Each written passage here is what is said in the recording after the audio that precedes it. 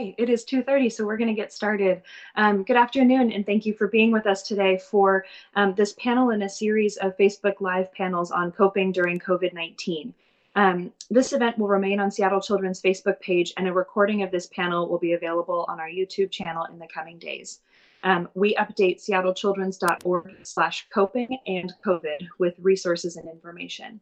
The next panel in this series will be held on Friday, May 29th at 2:30 p.m.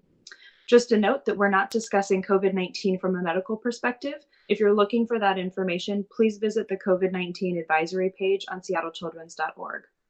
So today we're discussing supporting teens during COVID-19. Our panel will talk about information and strategies for about 40 minutes, and then we'll save 20 minutes for Q&A. Please feel free to submit your questions anytime via Facebook. I'll start with introductions and have people wave as I introduce them. My name is Kashi Aurora, and I'm the moderator today. I'm a mental and behavioral health project manager on our community health and benefit team here at Seattle Children's. We have with us today Kendra Reed, who is a clinical psychologist and the director of anxiety programs at Seattle Children's Outpatient Psychiatry. We have Dr. Yolanda Evans, who is an adolescent medicine physician and clinical director in the Division of Adolescent Medicine. Dr. Gary Stobbe is a neurologist and clinical associate professor at the University of Washington and the director of adult autism transitional services at Seattle Children's Autism Center. And then Hillary Mead is a clinical psychologist and the co-director of the Dialectical Behavioral Therapy, or DBT program, as well as the early onset psychosis programs in Seattle Children's Outpatient Psychiatry. We have quite a panel today. Thank you all for being with us to share your expertise. This has been a challenging and unusual time for many teens and families, which I think is probably an understatement. So we typically try to start by talking about what we're hearing from our community in terms of what teens are experiencing as well as their families. So Kendra, what are some of the things we've heard from our community? Well, Kashi, we've really heard that families are having a variety of experiences. So many families are finding some good things happening with more family time, fewer stressors from school. A lot of families are experiencing anxiety and stress about what's going on. Parents, especially too, given everything that they're juggling with working from home and also trying to manage some of the asks that their teens have about socializing with peers, things like that. There's a lot of sadness and loneliness about the physical distancing that teens have to do from their peers. Sadness around missed milestones like graduation and prom, things like that. So really a variety of experiences that our families are having. And I just want to say, there's absolutely no right or wrong way to feel and no perfect way to handle these situations. So we're here to give some top tips for what you can do if you're noticing that these things are really getting in the way for your family. Thank you. And as we talked about, we've had a couple of conversations in Facebook Live panels previously about parenting and coping, but we haven't talked specifically about teens. So let's take a minute and talk specifically about teens. What's different and what should parents know? Yolanda, can we go to you first? Yeah, so with adolescents, we know that it's a really special time where there's a lot of development happening. And on the outside, there's a lot of changes happening, but also inside and in brain development and social development. And so with the changes with the COVID-19 pandemic, it's definitely disruptive to normal adolescent development. Some of the key things that I know we've been hearing in our clinics are around the challenges with the social structure and social impacts, because of course, especially for early adolescence, that social dynamic is so important and key with peers. And then we're also seeing challenges with managing mood and worries about medication misuse. And there's also relationship challenges and adolescents having access to care to manage all the different things that happen in their life, including reproductive health access. And so there's just a lot that happens normally that's just being impacted by the pandemic too. Thank you. Hillary, what would you add to that? Well, I think that most parents listening are aware, just like Yolanda said, that the social relationships become so important during adolescence. teens also have increased awareness about what's happening in the world, including COVID, and they're developing their own opinions about the world too, and they listen to their peers sometimes just as much as their families in developing their opinions. And emotionally, teens do have better control of their emotions compared with children. And at the same time, just to reflect also what Yolanda was saying about concerns about mood, they're more susceptible. This age group is more susceptible to depression and anxiety symptoms. Many teens also rely more heavily on their friends than family. Not all, but many of them do to get when they're getting through difficult times, like what we're dealing with now. And I also agree with what Kendra was saying. There's really no one particular way to be a teen or to get through this. And it's such a time of change and growth. Thank you. I think that context is really helpful, especially as we think about what parents can do to support their teens, is that this is already a growing and developing time. We want to talk today about structure and that socialization and how we can manage anxiety and uncertainty. And then, like I said, we'll take questions after that. So I think we want to start with structure and routine and skills. And Gary, we'd love to go to you first to talk about how neurotypical teens can do that, and also how we can support our teens who have autism or an intellectual disability. Sure. Yeah. Thank you. And thanks for the opportunity to share this. So, I think we see in our individuals that are autistic and identify as autistic or have other developmental delay or developmental disorders, that routine is often super important, for maintaining balance and kind of an emotional and physical balance through the day. And I think, boy, talk about disrupting the routine, with COVID-19. I mean, I think we all felt how disrupting the routine can impact us. And one of the things we've learned from autistic self-advocates that are adults is this concept of, they're using the term autistic burnout. We've also used the term in neurology about the concept of cognitive fatigue. And our brains, we are doing so many things through the day, right? I mean, just constantly. And when we have routine, we can kind of send those tasks to parts of our brain that don't have to think about it, and they can kind of operate on autopilot, and allows the upper parts of our brain to kind of focus on, what's more relevant and important in the moment. But if you've changed the routine and all of the little details you're having to pay attention to and focus, oh my gosh, just so fatiguing. I think we were all experiencing this, those of us that are doing all these Zoom meetings and online meetings. Oh my gosh, at the end of the day, it was just completely exhausting.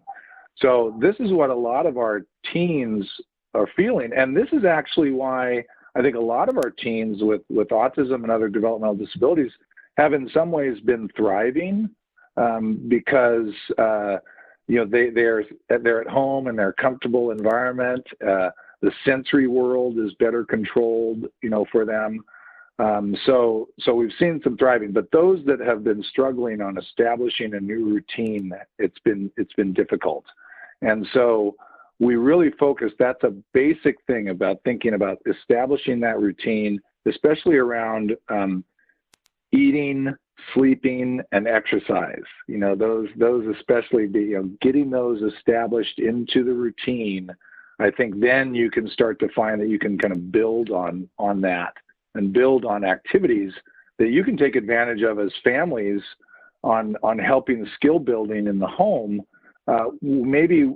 Because you're home, it gives you an opportunity to work on some things that maybe you weren't able to work on before, on being a good housemate, for your teens that are looking to go and go to college or go and be more independent. These are great skills that often, they don't have time to work on at school.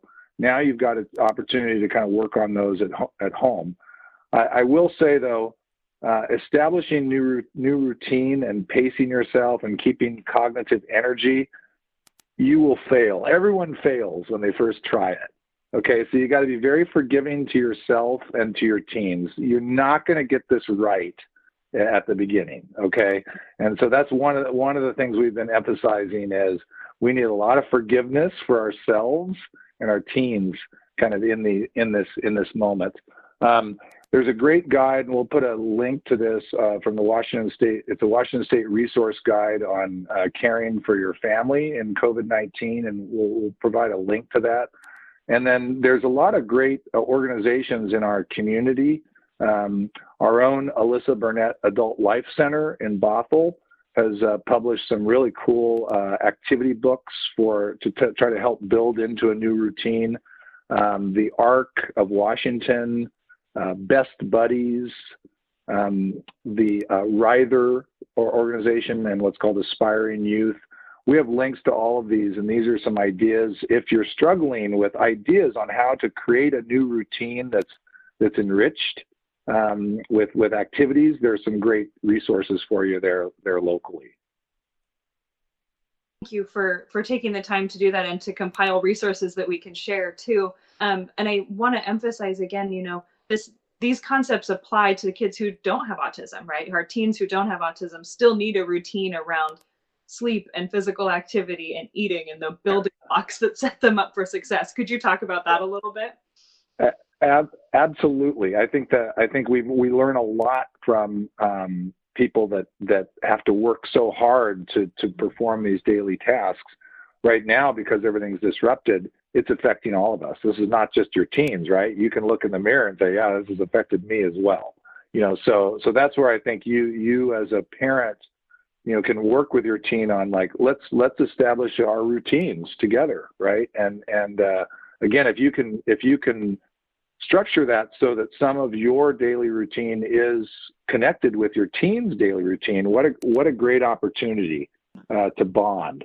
We've been hearing some really cool kind of silver lining stories about parents getting to connect with their teens in a way that they haven't had an opportunity before. So hopefully you can find those silver linings.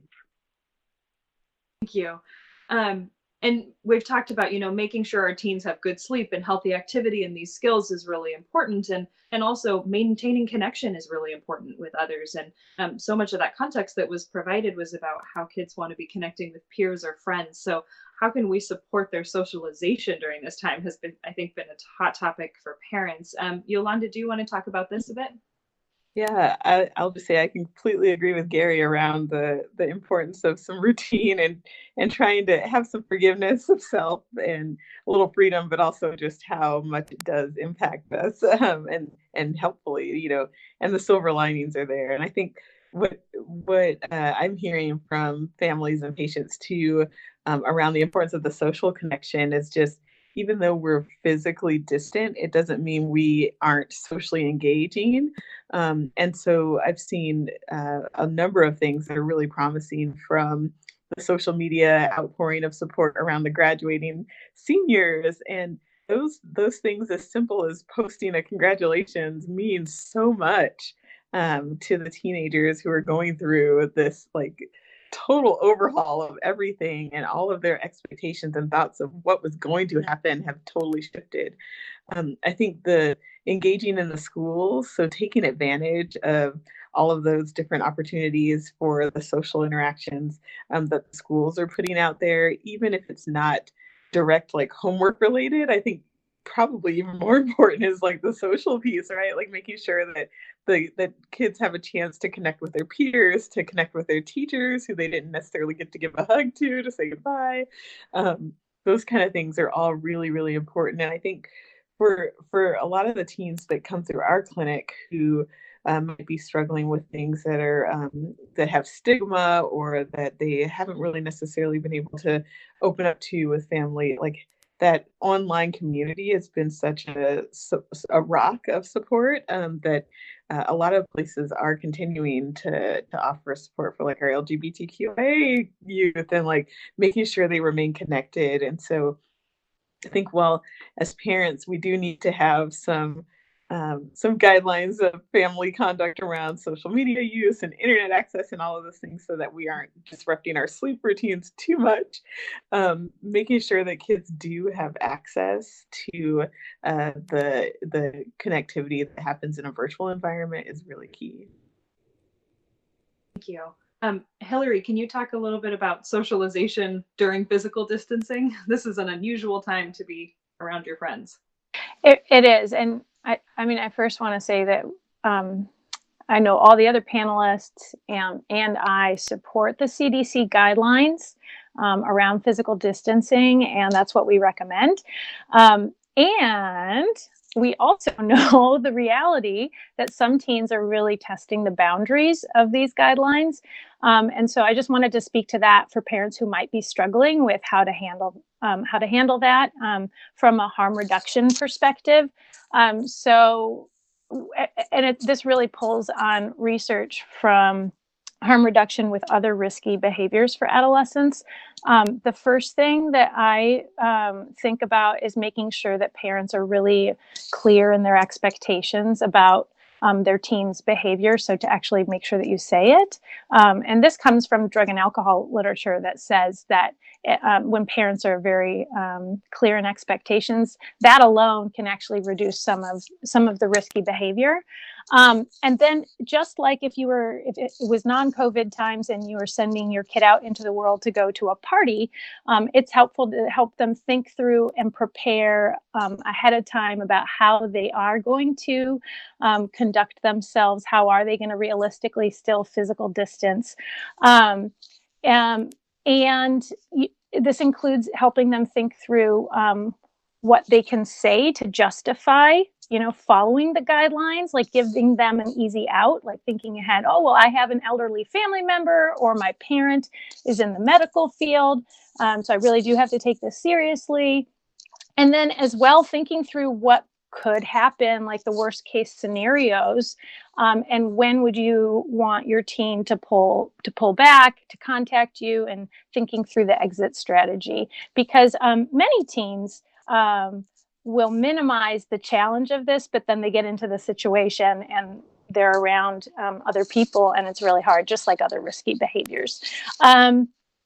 I also, I think prepping them to leave the house with the PPE, just like riding a bike in this day and age, we expect all of us to be wearing a bicycle helmet.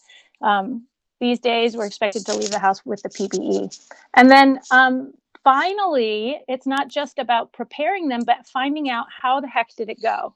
Tell me what went really well so that you can reinforce their efforts and celebrate what they did, and be non-judgmental in the process to find out what would they want to do differently. So to process that with them. Thank you.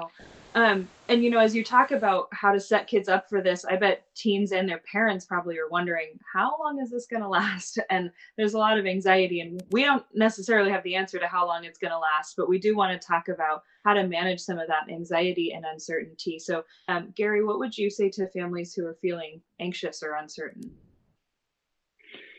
Well, first I'd say that is absolutely normal and expected to feel that way. Humans don't do well not knowing what's going on in the future. This is, it's interesting. We see this with our families, with children with autism and other developmental disabilities. When the diagnosis is made, it provokes a lot of anxiety for parents because now all of a sudden they don't know what to expect in the future. They had their kind of preconceived notion of what was going to happen with their child kind of growing up, and it's like all of a sudden that's burst out. I think we're feeling that right now, and that's very anxiety provoking for all of us when you don't know the future. And so in some ways establishing a plan is going to be important, but there's some of this that we just can't. Right? There's just no way you can plan for it. So I do think that a thing to think about also, though, is internally looking at your own anxiety and managing that, because, your kids pick up on your own anxiety, right?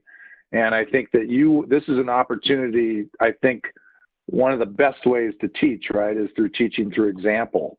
And I think if you can show how you're managing your anxiety, maybe it's through exercise, or it's through listening to music, or it's through talking to friends and talking about things. Those are strategies that you can take. So I think, internally getting yourself, because then also you're going to be more available, right, to your teen if you're doing a better job of managing your own anxiety.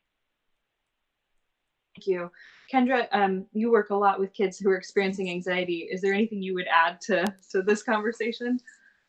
Well, first, I would just support everything that Gary said. I think he's spot on in the fact that the uncertainty about the future at this stage is one of the biggest things, certainly not the only, but one of the biggest things that's causing a lot of anxiety and stress for so many families. And there's some planning that we can do ahead, but like Gary mentioned, a lot of what's to come is really unknown. And this is very common for people in general, and especially for youth who struggle with anxiety. And some of the things that we talk about is in terms of helping those youth manage anxiety around uncertainty is, number one, just validating that, yes, this is hard. And another piece is recognizing that life is uncertain. It is uncertain day to day. And sometimes it's hard to remember that we have survived uncertainty when we come up against these really big, scary things. But the truth is that day to day, we survive uncertainty all the time, even from this minute to the next. And so I think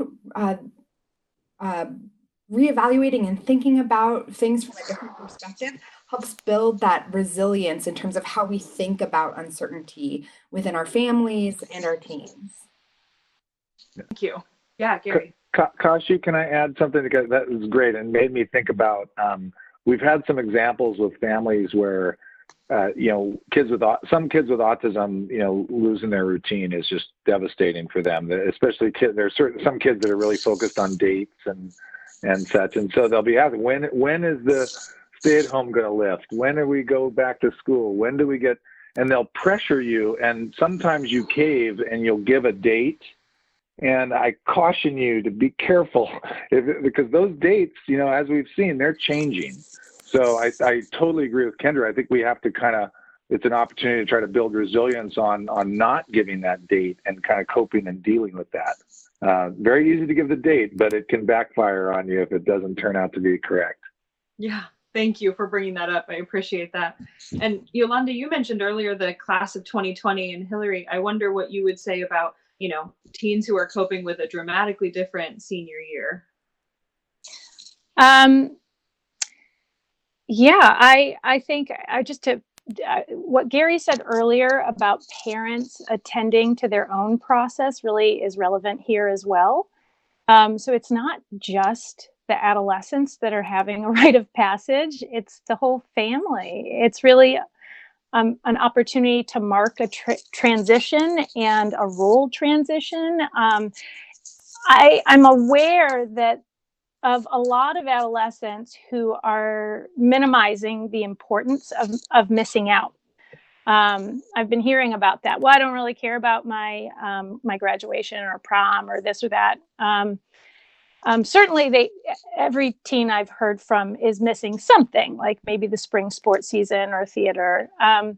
But what I would say is for the parents listening to think about what's important for your entire family unit to celebrate, to reminisce, and to be creative with it. And I wouldn't be surprised to hear if your teen is saying, it's not a big deal.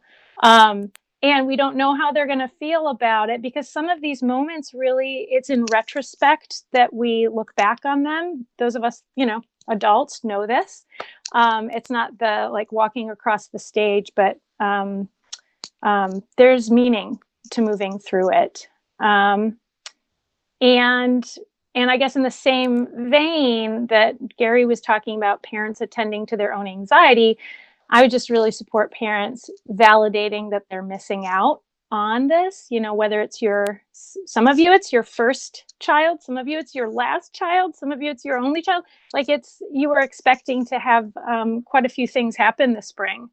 And I encourage people to attend to their own disappointment as well as attend to their teens. And just thinking about the other thing that both Kendra and Gary were riffing off of about the uncertainty, I think I hear that we can't know the date when it's going to end because no one knows the date. And I also think like having a tentative plan for next fall for those graduating seniors, maybe a plan A, plan B, could also be helpful for the anxiety. Thank you. We've talked about, a number of things today that might be new conversations for parents to be having with their teenagers. So how do we talk to teens about this stuff? Kendra, what would you say to families? I'll get us started. I think this is a place where probably our whole panel could jump in at times. But one of the most important things in terms of talking with your teens about subjects like this is using what's called reflective listening, which is just letting them know that you hear them. You hear what they're saying. You recognize the nonverbal cues that they're giving you around how they're feeling and what they're thinking. So I hear you, this is disappointing, without immediately feeling like you have to change it or fix it. Even though, of course, you're their parent, you're their caregiver, you so want to reduce their distress, you want them to feel better. But we first just want to validate their experience and reflect back what you hear and what you see. So that can be a really helpful tool in terms of having these conversations with your teens. We've talked about a lot of different things like having conversations around socialization with teens, setting structure and routine. And one way to set the framework for how you go about implementing these conversations or different strategies with your family can be to have a family meeting. And having a family meeting is one place where you can just get together, lay your concerns on the table, propose ideas, and collaboratively problem solve about exactly how you're going to do this for your family. Because again, there is no perfect or one right way to do this. And as Gary mentioned earlier, we're all going to mess up at some point. We're going to try a plan that doesn't work perfectly, and that's totally okay. It's expected, actually. We do it all the time. So you want to be able to engage your teens in a process of collaborative problem solving around, well, how are we going to approach this? Your friends asking you to hang out with you, or around managing your sleep, even though you want to stay online and be able to talk with your friends. Let's come up with a solution or a compromise so that we have really clear expectations about what's going to happen. There are a lot of things that we've talked about and that we probably could continue to talk about in terms of how the COVID situation may be affecting our families or our teens. So often a question that we get is, when do I seek help? How do I know if this is abnormal? And there are a few things that we could tell you, but ultimately, when it comes down to it, if you feel like you need help, reach out to seek help. If you're not sure, one thing that we would recommend is just having a conversation with your teen about what's going on. Sometimes it's hard to feel like you can just be that blunt. But asking them the questions is often the best way to get the answer that you're looking for. Setting a non-judgmental, open environment where your teen feels like they can bring these concerns to you is super important in terms of the likelihood of getting an honest answer. Now, you can also just pay attention to your own experiences as your teens are bringing up these things, because it can feel really distressing when your kids start talking about their distress. So in those moments, just being aware of your own emotional reaction, having that open conversation, thinking through, can we set a plan to try to help this, whatever the concern is, but also just reaching out if you need help. And we'll be linking, I believe, right, Kashi, in the Facebook event, we'll be linking to several resources that might help you all around specific problems that we're hearing are happening more frequently. So especially around safety, mood, anxiety, things like that. So just, I think, having the conversation and just being aware if you're noticing big changes in your teens' emotional state, their behavior, their openness to you, those would be the big clues. So that was actually going to be one of my follow-up questions to you is what are those warning signs? So you started to mention a few of them. Could you share a little more about what would be the big red flags that parents would want to say, this is different or concerning? Sure. So if we're seeing that emotional state is markedly changing, so we're seeing that your kids are withdrawing a lot more, they're maybe tearful, hopeless, not engaging in activities of daily living like they used to.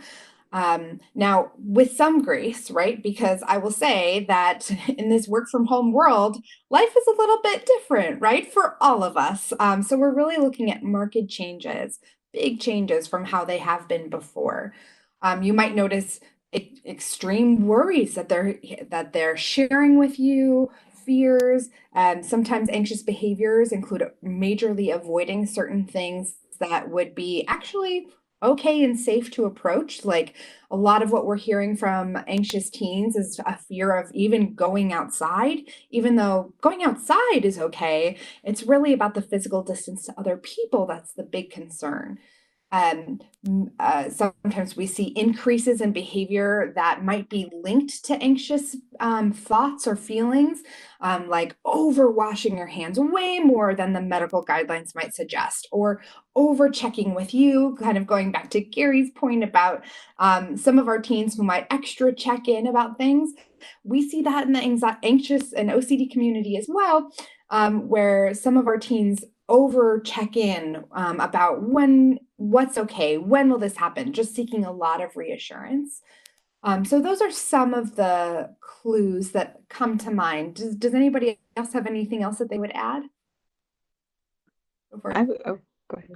You go, Yolanda. I was just going to add in there too, kind of thinking along with the coping strategies and kind of the worries about substance use and things, and any changes in use patterns or seeing paraphernalia, smells, noticing that medications are missing, or seeing behavior of like intoxication, slurred speech, things like that, that parents might notice.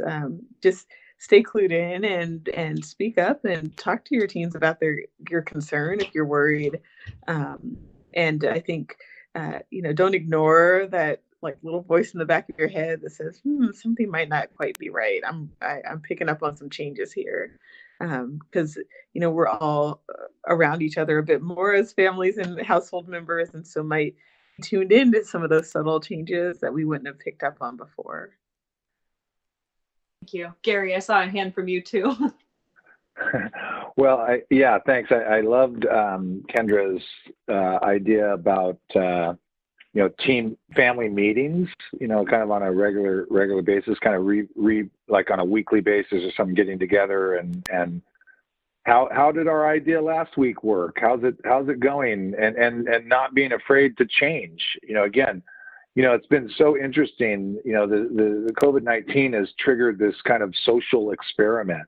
And I've been, one of my ways of coping with my stress and anxiety is to go for an evening walk every night. And from the beginning to now, you've been able to observe the changes in social behavior. I'm like waving to people, and saying hi. I'm actually recognizing neighbors from a few blocks that I've never, it's crazy, right? And so you can really take this time to recognize that, like, kind of in some ways, everything's on the table. This is an opportunity for us to change. And now, granted, when you have teens, the family is not a democracy, right? Not everybody has the same level of power in the family structure. But one of the very common things we hear from autistic self-advocates in their 20s and 30s, we ask a question about going back in time, what would you recommend to your parent when you were a teenager? One of the common answers we get is, I wish that you would have helped teach me my self-advocacy skills better. And I think it's a great opportunity in those teen family meetings. Don't just be barking orders, right? Give opportunity for the teens to voice and try to make decisions together. You know, ultimately, obviously, you got to have your safety rules, but if you can have them involved in the decision making on how to launch things, I think you're going to get much more buy-in, and you're teaching these great skills on how to self-advocate. Thank you. We want to take some questions, but we have a couple of minutes before we do that. So I want to open up to the panel and say, you know, should we have covered anything that we haven't yet? Anything you want to add before we take some questions from folks on Facebook? And folks on Facebook, please submit questions whenever you have them. Yolanda, you want to go first? Yeah, I just wanted to share a thought too around kind of the silver linings that Gary mentioned earlier, and kind of echoing what Hillary and Kendra have said about all the changes. And it can feel overwhelming, and a lot of things are out of our control, but we do have an opportunity to try to take little chunks of control back. So I think about a lot of the teens that I work with who don't know what's going to happen with college, you know, in the fall, but really thinking through like, okay, what can I look ahead to try to see is available or to plan out? Like, is the school, like, can I check out the website and see what's happening? Like, just as a family during those kind of family check-ins, like working with your teen to kind of help manage that big overwhelming uncertainty and bring it back down into things that are really attainable, and setting some really small goals that we can work on together. Thank you. Other panelists, is there things you want to add or things we should have covered that we haven't yet? I can always say just a little bit more about anxiety, especially as we think about the future and when restrictions might lift, or as we talked about what the fall will look like for some of our graduating seniors, or even our underclassmen who are thinking about returning to school. And sometimes and we're hearing already some anticipatory anxiety around, well, how will I be able to do that? How will I know that it's safe? And here again, we're faced with another place where there's a lot of uncertainty. I think, you know, we have incredibly smart people who are doing their absolute best to inform us around exactly what should happen when. And yet there's still so much that we don't know. So one tool that we can think about is being aware of how our thoughts are impacting our behaviors, being aware of when our thoughts are maybe not so true, maybe not so helpful, because sometimes we just automatically accept our thoughts as the true thing that we should believe, and we just march forward. It's not even a conscious decision most of the time. Most of us go through our day not really even stopping to think about what we were thinking. And that kind of metacognitive skill is absolutely appropriate for our teens. It's a skill that they're building, but something that they might need some nudging or support around practicing, especially if we're starting to see that those thoughts are kind of getting out of control, are getting in the way of their lives in terms of getting in the way of sleep, being able to concentrate, things like that. And then as we get closer to whatever happens in the future, then we can come back and have a conversation about if that's hard to do the things that we are quote unquote approved to do, then let's talk about how we can support you then. Thank you. And that checking of your own thoughts is good for the adults too. Yeah. Gary, go ahead. Sorry. Yeah, no. So I had you know, this fear of the unknown and anxiety about the future. I can relate with recently, you know, with everything. We converted to telemedicine, you know, very quickly in our hospital organizations. And man, those first few visits were so anxiety provoking, and oh my gosh, so frustrating. And I remember I had this great experience of calling my tech support at Seattle Children's, and they calmly kind of talked me through. And one of the things they said that just, you know, made me feel so good is this: we're here for you anytime, you know, anytime. It's okay. I know this is just reach back. And that just, I didn't have to reach back, but just knowing they were there made me feel so good. And we're seeing that also with our families when they're saying like, well, are you going to be available in the fall? Or what are we going to say? Just letting them know, you know, we're here for you. we're here, and don't be afraid to reach back. I think as a parent, I think that's a similar strategy that you can use, is just like say, look, we don't know, but we're here. Just we're here. We're here for you, and we'll work it together as we go forward, and so that they know that they can always come back to you and ask, and that you're not going to be abandoned. You're going to be with them through the whole process. Thank you. We've gotten a follow-up question from Jennifer on Facebook, sorry, about if you have suggestions for an outline for a family meeting. So could we go back to family meetings for a moment? And I don't know if Kendra or Gary, if you want to answer, what would your outline for a family meeting be? Sure, I'll get us started, but you guys let me know if you notice any components I've missed. But when I think of family meetings that tend to be successful, I think about coming together at a time when nobody has any pressing other things that they need to have happen. So you've got a little space, right? There's not a decision that has to immediately be made. There's not a next task that has to happen right then. So you've got a little time. And we also want to, so in that meeting, what I encourage parents to do in terms of setting it up is to say, hey, let's talk about this issue. And then kind of name the issue and ask their teen from off the start, what concerns do you have about this? So right from the beginning, you're asking for feedback from your teens about what are their thoughts and concerns about this topic. Maybe it's like hanging out with your friends in person.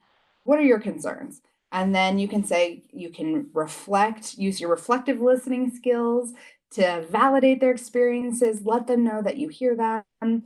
And then you can share some of your concerns. And then if you guys are on different pages, you can say, hey, well, your concern is this. My concern is this. What are some different ideas do you think of how we could kind of meet in the middle so that both of us feel safe moving forward, or both of us feel good about the plan?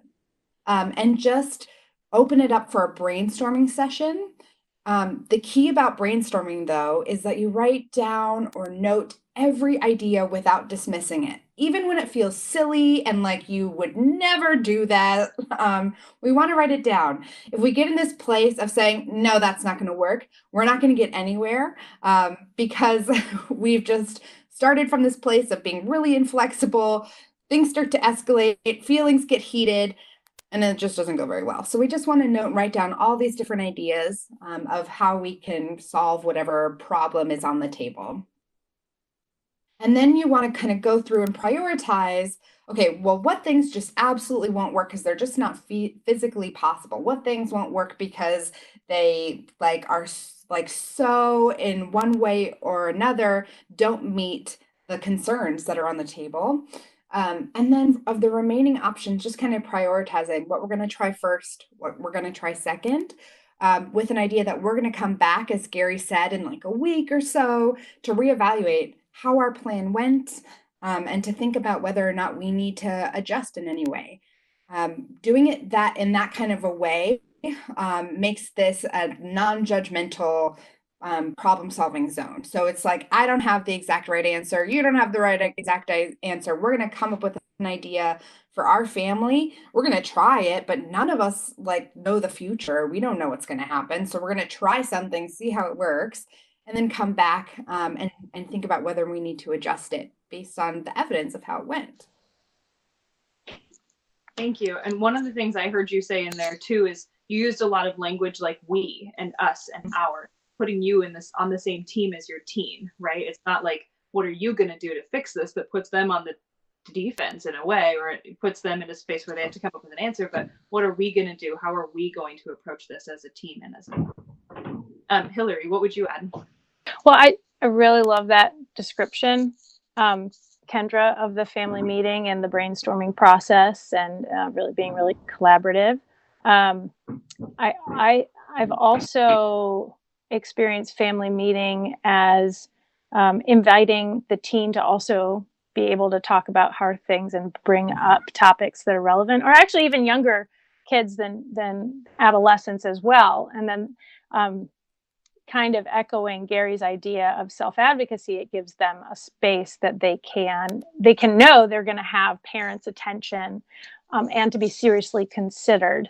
And then the other thing I wanted to mention is the idea of family meeting could just be a routine, and you can have that space that people don't have to call it just to have an agenda, because you don't want it to become, oh, we have to go to family meeting. It means there's some problem happening, but it could just be like a little check-in and what's going well, and people,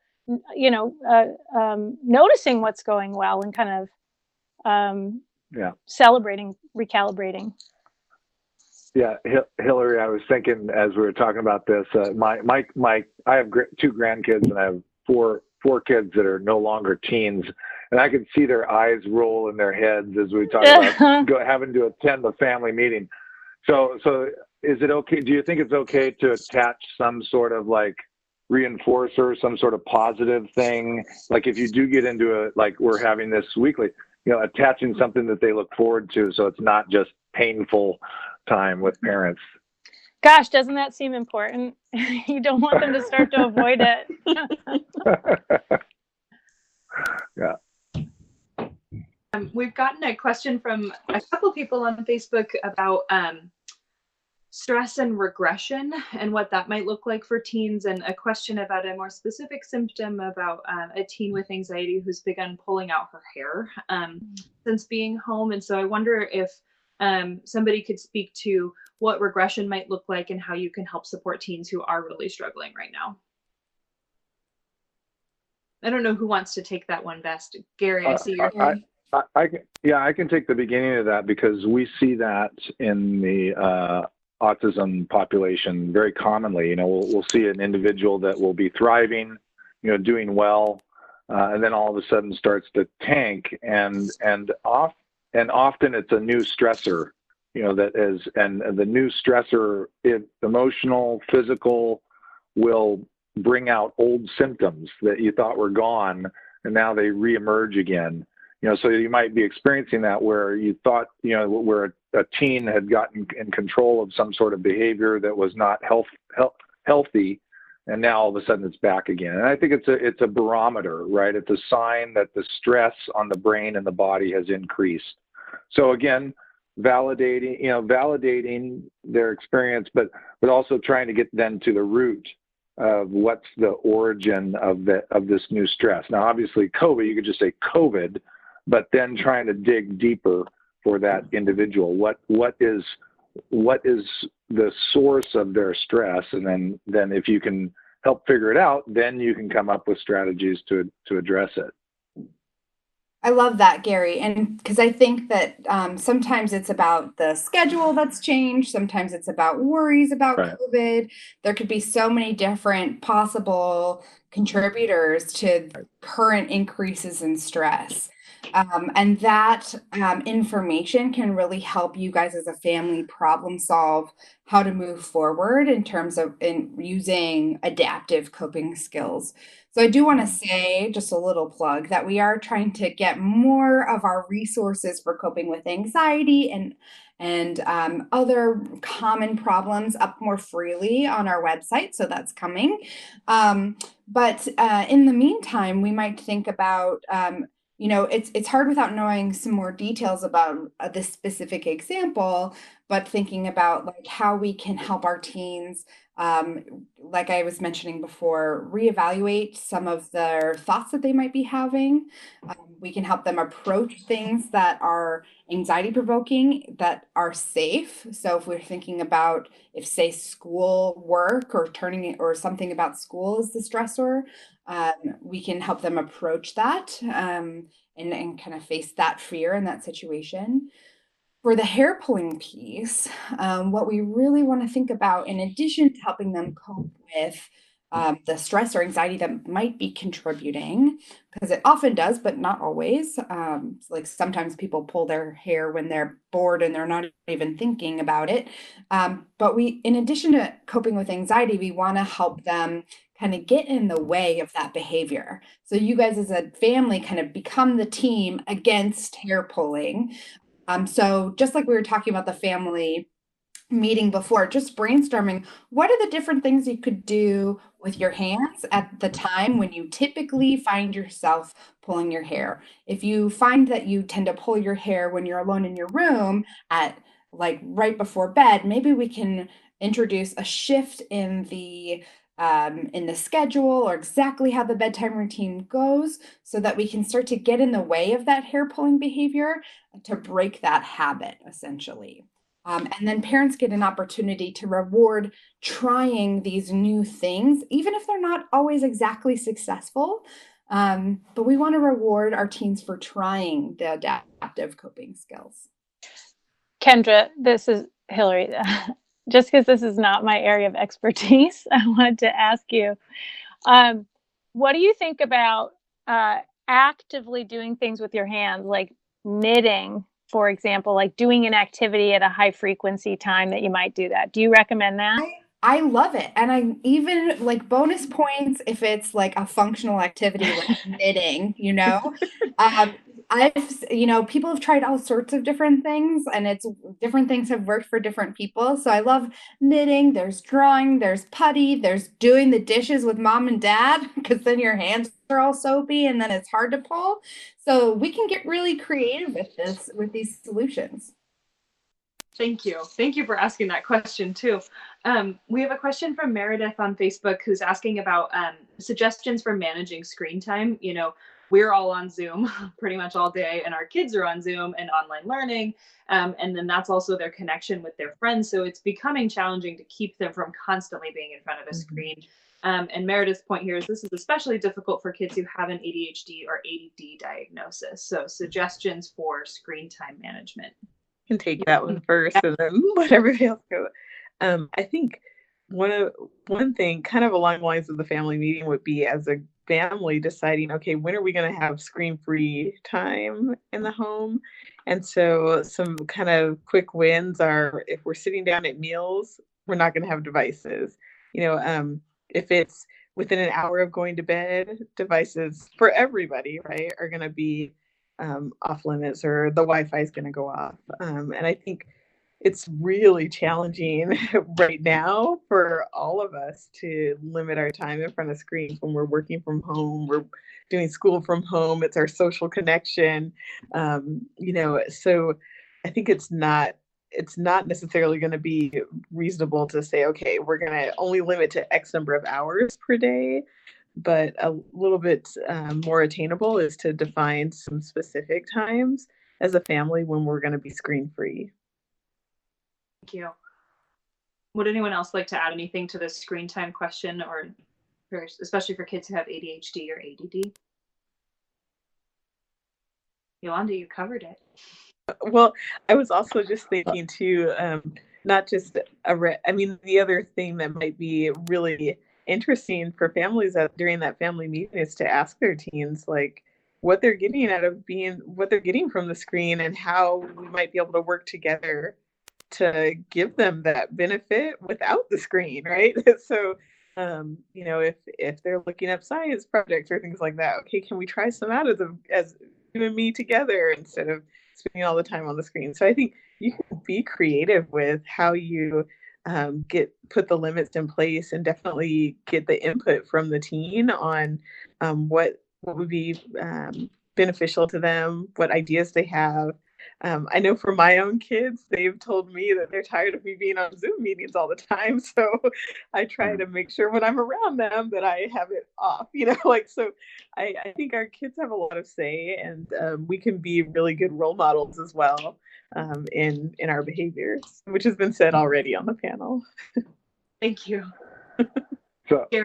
I'll add probably a question as opposed to suggestion of it, but I've been inclined to suggest to families that they be more flexible and lenient with the rigidity of their rules, that with the rules that were in place pre-COVID, to say like, maybe be more lenient for right now. But I do worry about that, like with this example of screen time, like, if you're opening it up and being more lenient right now, does that put you in a bad situation when you try to tighten it up again? So I don't know the right or wrong answer there. I wonder if anybody's got thoughts on that. Yeah, Kendra. I can give that a shot, and also respond to another thought that I had. But I think I agree. I think we all need a little bit of flexibility with ourselves and just everything these days. And at the same time, I would encourage parents to know what their guardrails are. Where does the buck have to stop? Like, where is the no, we can't go past this point zone? And to really outline that margin of flexibility.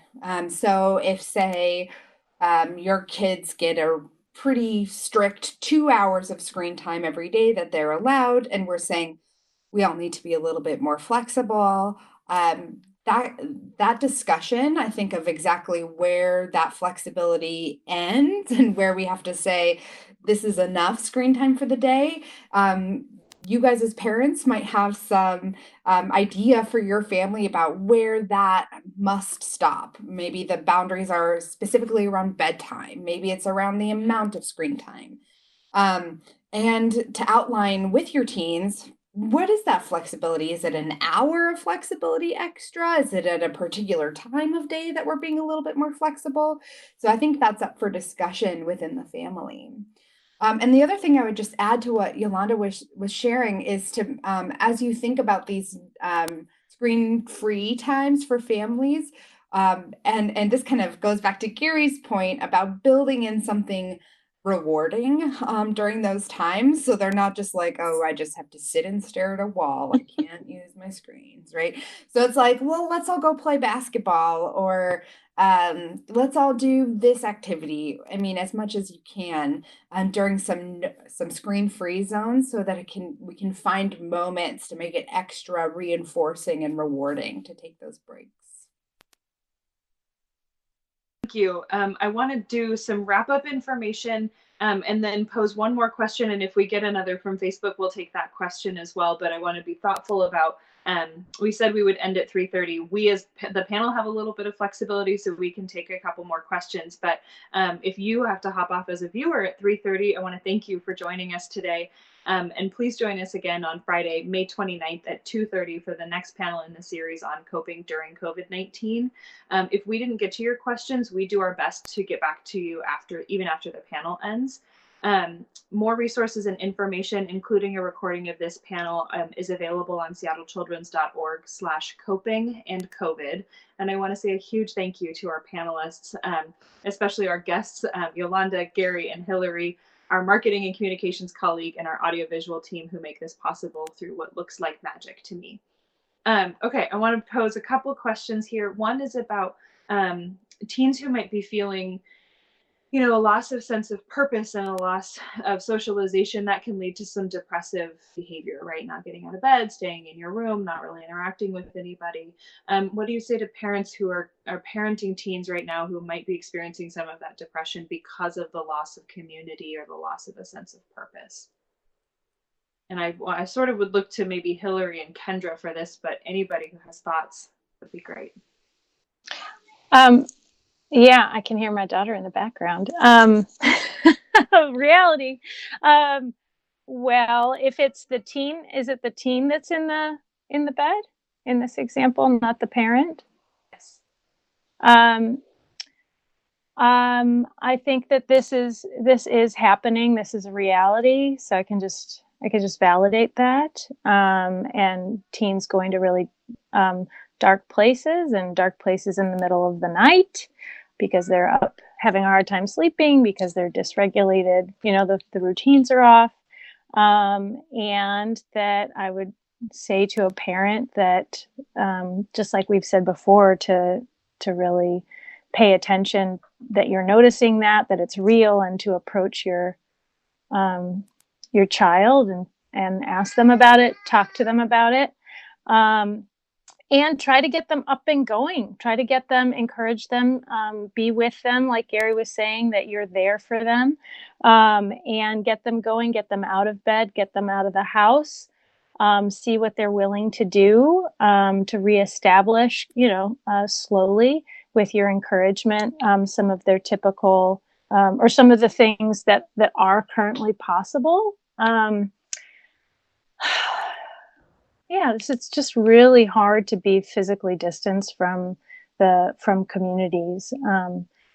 Think creatively, be patient with them, and then I would also to say, there are the therapists in Seattle are still working. There's telehealth, and I just wouldn't hesitate to, if the person doesn't already have a therapist, to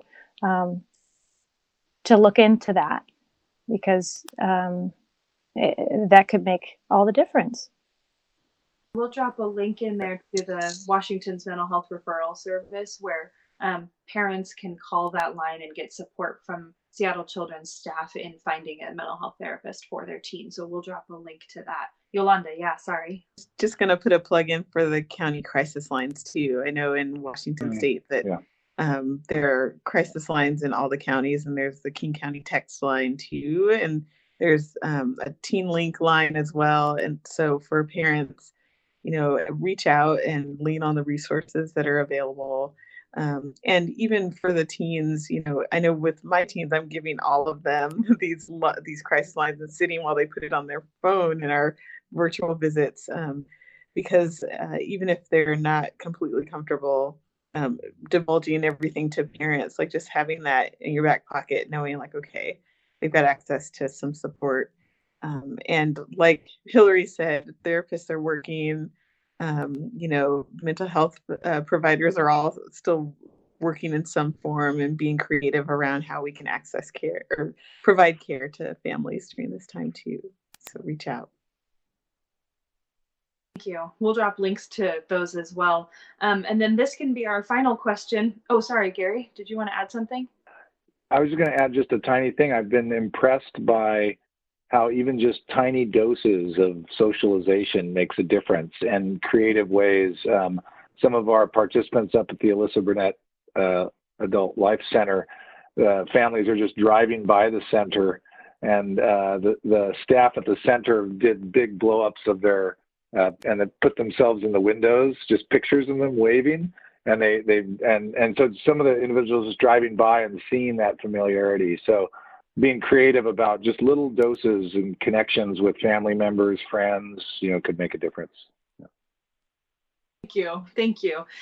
Our final question is from Michelle via Facebook, and is asking for suggestions, please, for how to handle a young teen who is stonewalling conversation, discussion of feelings, family meetings, etc. What if they don't want to come to the table and have this conversation? So I want to put that to Hillary. Yeah, I would. So the stonewalling teen, I would. I mean, it happens. I would, rather than trying to talk about feelings and family meeting, I would go with take what you can get. Right? Like, what are they willing to do? Are they willing to watch a movie with the family? Are they willing to go on a walk? That would be kind of a little bit more intense of an experience. And just try to enjoy them, rather than trying to find out their inner process. Just see if you can just sink into enjoying their presence.